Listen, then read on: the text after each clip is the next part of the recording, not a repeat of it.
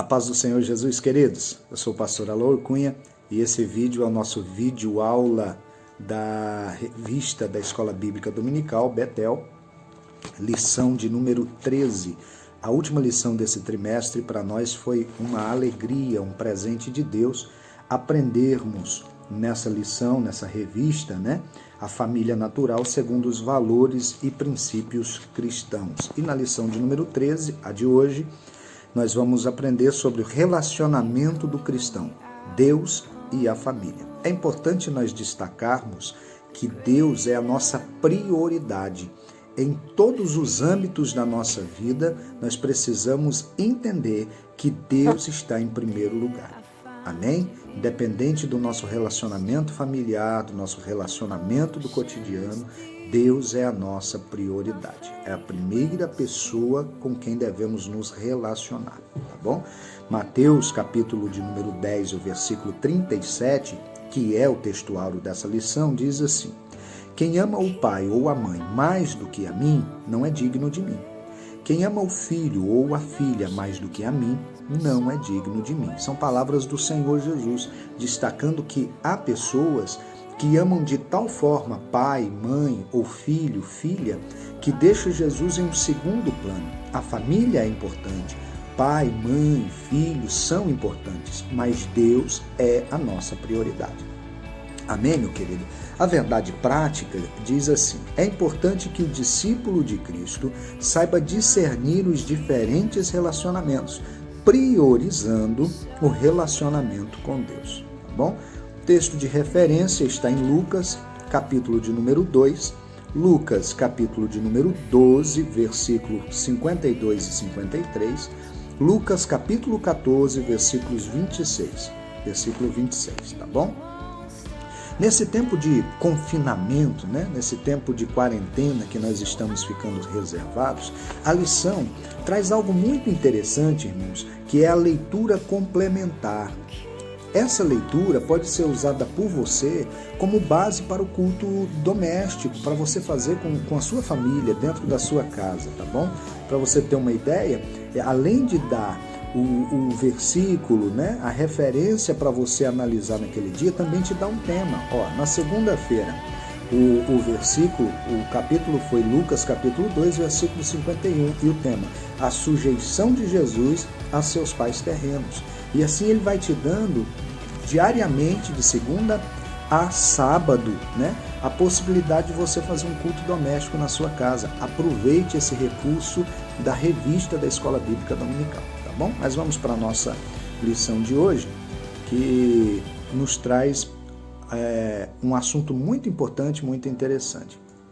Nesse fim de trimestre, essa lição ela traz de uma forma importante uma reflexão sobre a necessidade do discípulo de Cristo, do discípulo do Senhor Jesus, discernir sobre dois relevantes relacionamentos. Aquele relacionamento que você tem com Deus e o relacionamento que você tem com a sua família. Primeiro tópico, diferentes níveis de relacionamento.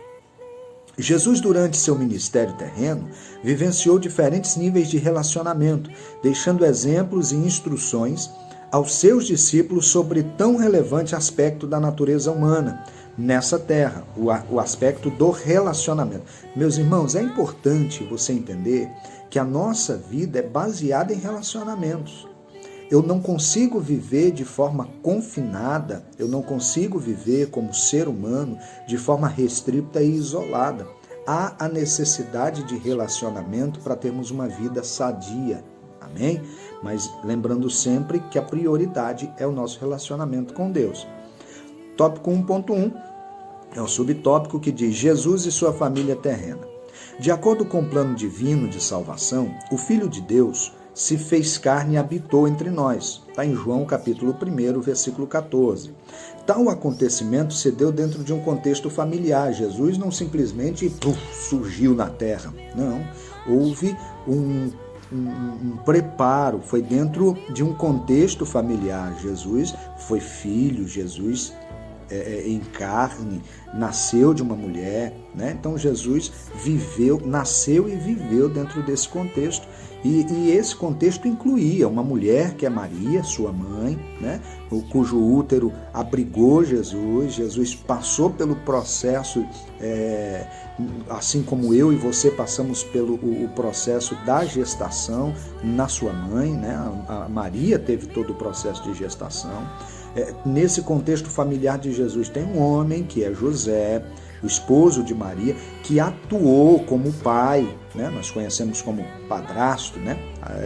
Na escola, um dia próximo ao Natal, a professora pediu para que os meninos fizessem uma ilustração, um desenho que fizessem menção ao nascimento de Jesus, e o meu menino, o Daniel, ele fez o desenhozinho, ele ainda é bem pequenininho, fez o desenho, um homem, uma mulher e um menininho. E aí a professora pediu que cada um apresentasse os seus personagens no desenho. E quando chegou a vez dele, ele falou: essa aqui é Maria, mãe de Jesus. Esse aqui é Jesus. E esse homem aqui é o padrasto de Jesus. E é realmente isso, né? Uma visão infantil, de criança, mas é isso mesmo. José foi o padrasto de Jesus, né? Vamos lá. No tópico 1.2 vai estar falando sobre o relacionamento de Jesus com Maria e com José, com seus pais terrenos, né? É preciso enfatizar o cuidado e a dedicação de Maria e José com Jesus. Circuncisão, apresentação ao Senhor no templo, ida para o Egito e o retorno de volta à sua pátria, formação em uma profissão. José ensinou Jesus a função de carpintaria, instrução religiosa, entre outros. Jesus, meus queridos, passou por todo o processo de ensinamento dos seus pais. José e Maria ensinou Jesus o caminho que devia andar. E todo esse processo Jesus cumpriu como um filho obediente a seus pais. E assim deve ser o meu relacionamento e o seu com seus pais, obedecendo os ensinamentos dos nossos pais. Foi um verdadeiro exemplo para todos os pais. Nós precisamos entender que José e Maria ensinou a nós pais como conduzir os nossos filhos, ensinando a eles uma profissão ou esforçando o suficiente para que eles possam ter uma boa profissão nessa terra. Ensinando os nossos filhos o caminho do Senhor. É extremamente importante que na sua casa você ensine o caminho do Senhor para o seu filho, que haja um contexto familiar voltado para as coisas de Deus dentro do teu lar. Que você ensine o teu filho como tratar a sua esposa, né? Você, marido, a forma como você trata a sua esposa é um espelho para que o seu filho no futuro também venha tratar a esposa dela. Da mesma forma, as mães, as esposas, como tratar o seu esposo. Nós somos exemplo, irmãos, exemplo em tudo que nós estamos fazendo. Amém, queridos? Então, houve um relacionamento. Jesus se relacionou com seus pais. Um verdadeiro exemplo para filhos. Mesmo na cruz, sofrendo terríveis dores, Jesus não ignorou a sua mãe, mas providenciou para que fosse amparada. João capítulo 19, versículo 25 ao versículo de número 27. Lembra ali aos pés da cruz, Jesus sofrendo toda angústia, passando por toda a tribulação, sendo crucificado, machucado, humilhado, sofrendo de uma forma agoniante, e mesmo assim ele olha para João e diz: eis aí a tua mãe, mulher, eis aí o teu filho, fazendo com que João amparasse a Maria, fazendo com que João cuidasse da sua mãe. Então, há um relacionamento, um ensino da forma como os pais criaram Jesus e da forma como Jesus tratou seus pais na terra, né? Dave Ellis, comentando sobre João capítulo 2 e o versículo de número 4, ele diz que a melhor tradução seria assim: que temos nós em comum, mulher? Por tratar-se de uma expressão idiomática, tanto no grego clássico quanto no hebraico, significando deixe que eu siga o meu próprio curso. Na Bíblia missionária de estudo, Jesus está mostrando que tanto o relacionamento com sua mãe quanto a sua ação messiânica devem ser vistos à lua de sua crucificação e ressurreição. Aquele relacionamento está sempre voltado para a missão do Senhor Jesus aqui na terra. Mas Jesus nunca deixou de cumprir o seu papel de filho obediente, de filho temente, de filho que segue o caminho ensinado por seus pais. Da mesma forma, os pais de Jesus, José e Maria, não mudaram a forma de cuidar dos seus filhos, não mudaram a forma de cuidar de Jesus, ou cuidou dele diferente da forma como cuidou dos demais filhos que o casal teve. Amém? Tópico 1.3, relacionamento de Jesus com seus discípulos. O fato de pessoas terem sido filhos de Maria e José não implicou automaticamente que tinham um relacionamento harmonioso com Jesus, com o Filho de Deus, mesmo tendo convivido tão de perto. João capítulo 7 e o versículo de número 5. Porém, quando pessoas ouviam a palavra de Jesus, obedeciam e criam nele como o Messias prometido. Sendo assim, seus discípulos eram considerados por ele como sua família. Quando Jesus reuniu os seus discípulos, Jesus estabeleceu com eles um relacionamento não de amigos, amigos distantes, colega de trabalho, de profissão, colega ministerial. Jesus criou um vínculo de família, um vínculo familiar com seus discípulos. Não é assim na igreja, irmãos? Nós nos sentimos em casa quando nós estamos com os nossos irmãos da igreja. Às vezes, assim como o sábio Salomão escreveu, há amigos mais chegados do que irmãos. Quando ele está dizendo isso, ele está dizendo, há pessoas que são nossos amigos, que estão no nosso convívio, que fazem parte do nosso ciclo de relacionamento, que são mais próximos de nós do que aqueles que são parentes, que são parte da família. Por que isso? Por causa do nosso foco, por causa das nossas metas, por termos o mesmo objetivo, por buscarmos o mesmo Deus, por buscarmos o mesmo caminho na presença do Senhor. Então, cria-se um vínculo de família. A igreja, nós nos relacionamos de tal forma que nos tornamos família. Aqui na congregação tropical, no grupo, nas redes sociais, entre nós sempre falamos assim, família tropical. Por quê? Eu sei que na sua congregação você também fala isso, família tal, família da congregação tal, porque nós nos tornamos uma família. Amém, queridos? Vamos para o tópico 2, que é o cristão e sua família. Agora, lá no tópico 1, estão falando do relacionamento de Jesus em especial, primeiro com a sua família terrena, né? A forma como se relacionou, o relacionamento direto de Jesus com os pais, que era José e Maria, e o relacionamento de Jesus com os seus discípulos. Agora, no tópico 2, nós vamos falar de nós, vamos falar dos cristãos e a sua família. É importante que o relacionamento do cristão com a família seja considerado levando em conta a realidade que vivemos.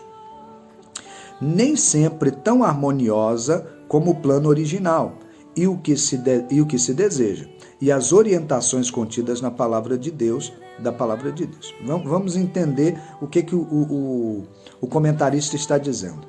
Que o nosso relacionamento como cristãos, junto com a nossa família, nem sempre é da forma como nós almejávamos no passado. Quando nós idealizamos o nosso ambiente familiar, nem sempre nós vivemos aquilo que almejávamos, né? Por algumas circunstâncias isso mudou. E por quê? Muitas das vezes porque fugimos das orientações da palavra de Deus. Quando nós saímos e saímos do que está escrito e ensinando na palavra do Senhor, nós deixamos de lado a oportunidade de viver as promessas que essa palavra nos faz. Tá bom? Tópico 2.1, a importância da coerência. Queridos, o termo coerência indica coesão, harmonia.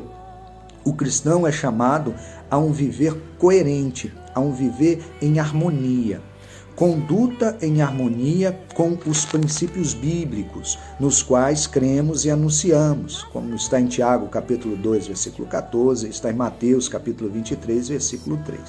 Assim como nós fizemos na aula passada, eu não vou ler as referências para que o vídeo não fique muito longo, muito extenso, mas você procure estudar melhor em sua casa, tá bom?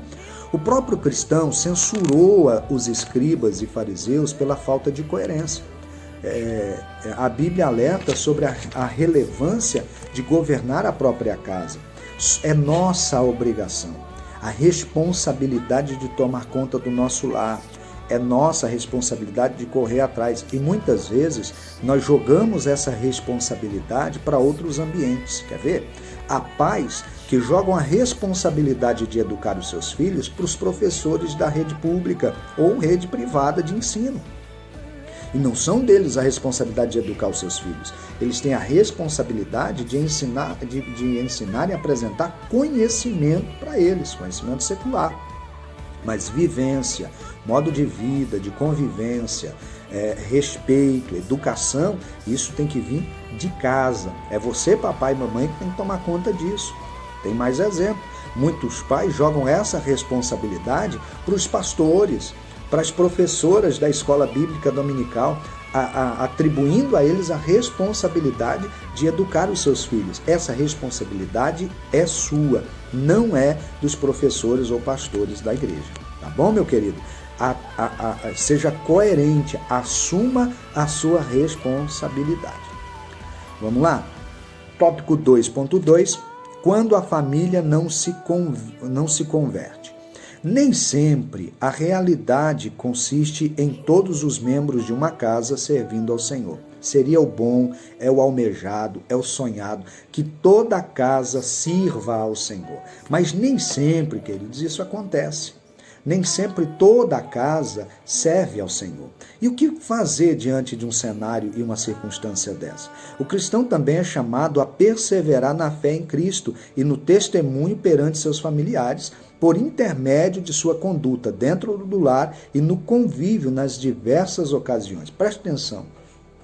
Não é porque eu aceitei a Jesus como Salvador, estou na igreja, sou membro da Assembleia de Deus, Madureira, Campo de Água Boa, frequento os cultos cotidianamente na Catedral da Fé. Não é por isso que eu vou deixar de visitar um parente que não aceitou a Jesus como Salvador. Ele precisa de mim. Mas como é que eu vou viver com ele, como é que eu vou conviver com esse parente de maneira a não levá-lo a se escandalizar pelo meu radicalismo, pela minha forma errada de servir a Deus? É através do meu testemunho de vida, demonstrando o meu amor por ele, independente da circunstância, que ele vai entender a necessidade que ele tem de ser uma pessoa diferente daquela que ele tem sido. E assim, aceitar a Jesus e seguir o mesmo caminho que você está seguindo. Então é através do seu testemunho, no convívio com essas pessoas, que você vai alcançar e vai ganhar almas para o Senhor Jesus dentro da tua casa, dentro da tua família. Tá bom, meu querido? Assim está em alguns textos bíblicos que nos orientam, como a primeira carta de Paulo aos Coríntios, capítulo 7, versículo 12 a 14, e 1 Pedro, capítulo 3, versículo 1. Tá bom? Vamos lá para o tópico 2.3, casamento. Instrução divina para a vida na terra. É uma instituição divina. A família, de uma forma geral, é uma instituição divina. E o casamento foi Deus quem assim escolheu. Precisamos viver em harmonia, em paz, em alegria, convivermos juntos. Diz assim: o próprio Senhor Jesus afirmou que na futura vida ressurreta, ou mundo vindouro, não haverá casamento. Jesus já falou que não haverá casamento na eternidade. Lucas capítulo 20, versículo 27 ao versículo 40. O casamento deve ser também um instrumento que contribua na vida de santificação dos discípulos de Cristo nessa terra. O teu casamento deve contribuir para a tua salvação, deve contribuir para que você tenha uma vida de santidade, de santificação na terra, através do teu casamento. Você e o teu cônjuge precisam estar de tal forma se relacionando um com o outro e com o ambiente em que vocês estão, e ainda assim com Deus que nós servimos, que adora, exalta o nome do Senhor e edifica tanto vocês quanto as pessoas à sua volta. Vamos lá? Portanto, o fato de uma pessoa permanecer solteira não é um problema em si mesmo. Não há um problema. O próprio apóstolo Paulo disse: se vocês conseguem, podem, é melhor que vivam só. Mas se não, Casem-se, porque aqueles que não casem fica só de estou aproveitando a vida. Quantos jovens hoje estão aproveitando a vida na terra de tal forma que vão permanecer nela, quando nós, igreja, que preferimos aproveitar a oportunidade de alcançar o céu, estaremos na glória, nas bodas do Cordeiro, e esses que aqui quiseram aproveitar a vida de forma a curtir, a farrear, né? A ficar com hoje, a ficar com um amanhã, a se relacionar de forma mais íntima nessa terra, e vão deixando as coisas do céu de lado, vão deixando os ensinos do Senhor Jesus de lado e não alcançarão salvação, né? O tópico 3, nosso relacionamento com Deus. É importante estabelecermos prioridade em nossos relacionamentos, tendo como referencial a palavra de Deus e a direção e capacitação do Espírito Santo para vivenciarmos diferentes circunstâncias. É necessário que nós demonstremos cuidemos de estarmos colocando em prática algumas prioridades. Quais são prioridades na vida de um cristão? Vou resumir esse tópico 3 agora, irmãos, explicando ele de uma forma só. O 3.1 está falando da prioridade, o que vem em primeiro lugar na minha e na tua vida. Marcos capítulo 12, versículo de número 28. O principal, mais importante, é o amor a Deus. Ame ao Senhor seu Deus. Qual é a prioridade nos mandamentos? Foi essa pergunta que os escribas fizeram ao Senhor Jesus, ou seja, principalmente, qual que é a principal importância? É imprescindível ter sempre em mente a resposta que Jesus teve. Ouve, Deus, é o único Senhor, amarás, pois, ao Senhor teu Deus. É o primeiro mandamento.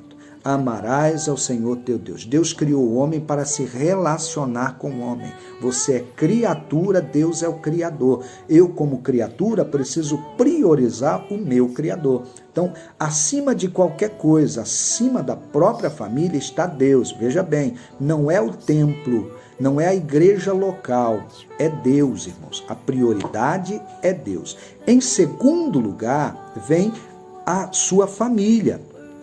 Em segundo lugar, vem o seu relacionamento familiar, você com seu cônjuge, você com seus filhos. Em terceiro lugar, vem a igreja local. Então, Deus é o primeiro, sua família é o segundo e a igreja local. Não estou falando da igreja universal. A igreja universal é a igreja salva, é a noiva do Cordeiro, é a que vai morar no céu. Eu estou falando de denominação, de templo, de local de culto. Essa está depois da sua família. Então, muitas famílias estão se desfazendo porque pastores, ministros do Senhor priorizam de tal forma a igreja local que deixa a sua família em segundo plano. E isso é errado. O Senhor nos ensinou que nós precisamos priorizar a nossa família, até porque a primeira igreja local que eu pastoreio é a minha casa. Amém, meus queridos? Tópico 3.2, discípulos de Cristo, dissensão e aborrecer. Parece contraditório, após lermos e estudarmos sobre a relevância da família, nos depararmos com dois textos do Evangelho de Lucas, onde encontramos duas expressões fortes, dissensão e aborrecer. Dentro de um contexto familiar e conectados ao resultado do relacionamento com o Senhor Jesus. São termos que indicam desunião, são termos que falam da desunião que tem acontecido tanto no ambiente familiar quanto no ambiente espiritual, no ambiente ministerial. Nós estamos vivendo um tempo que a palavra do Senhor já dizia, o amor de muitos esfriaria. E olha, irmãos, parece que nós vivemos dentro de uma geladeira durante muito tempo. Nós não nos preocupávamos com a necessidade do nosso próximo. Parece que aquele que padecia ao nosso lado não tinha importância nenhuma se ele morresse. Aí vem uma pandemia como essa e mexe com o nosso brio de tal forma que voltamos a nos preocupar com o nosso próximo, se ele está bem, se ele tem algo para comer, porque emprego ele não está tendo mais. E Deus traz de volta, aquece de volta essa chama, que é o amor. Porque o próprio Senhor Jesus nos ensinou o segundo mandamento na sequência, né? Amarás o Senhor teu Deus acima de todas as coisas. Aí ele vai e diz assim, ó, amarás, pois, o teu próximo como a ti mesmo. Então eu preciso dispendiar, eu preciso liberar um amor como eu amo a mim mesmo para o meu próximo. Amém, queridos? Tópico 3.3, expresso no referencial adotado. Jesus é o referencial na vida do cristão, como indicado em Efésios capítulo 5, versículos 18 a 33. Interessante notarmos o resultado de uma vida cheia do Espírito Santo. Comunicação, culto e conduta. Temos a tendência de isolar os versículos 22 e 23, porém também estão expressando como é a vida de uma pessoa comprometida em um relacionamento com Deus. Assim como Efésios 6, do versículo 1 ao versículo 9, nesses textos há expressões e ideias bem significativas para uma contínua consideração por parte dos discípulos de Cristo. Sujeição, amor, entrega, cuidado, sustento, respeito, sacrifício, obediência, honra e instrução. O escritor Russell Shedd comentou sobre o texto de Efésios acima citado, intitulando-o de O Discipulado do Cristão no Lar. Depois você estude em casa capítulo de número 5 e capítulo de número 6 de Efésios. Esse é um discipulado para dentro da sua casa, uma forma de você cuidar da tua família. Amém, queridos? E então, enfatizar a palavra sujeitai-vos, pois tem implicações que surgem até o fim da epístola. Envolve-nos na vida do outro como aquele que impulsiona e sustenta o colega. A ideia de submissão contém essa ideia de apoiar, de impulsionar, de dar ânimo. Devemos compreender como isso é básico e fundamental na atitude do cristão quanto à sua vocação. Deixa eu te explicar isso. É importante que você, como cristão, como servo do Senhor, seja um referencial em todo o ambiente em que você se relaciona, de tal forma que o teu testemunho, a tua conduta, a tua forma de agir, seja um impulsionamento, seja um exemplo que vai levar o próximo, vai levar o teu irmão, vai levar a tua família a querer seguir os mesmos passos que você.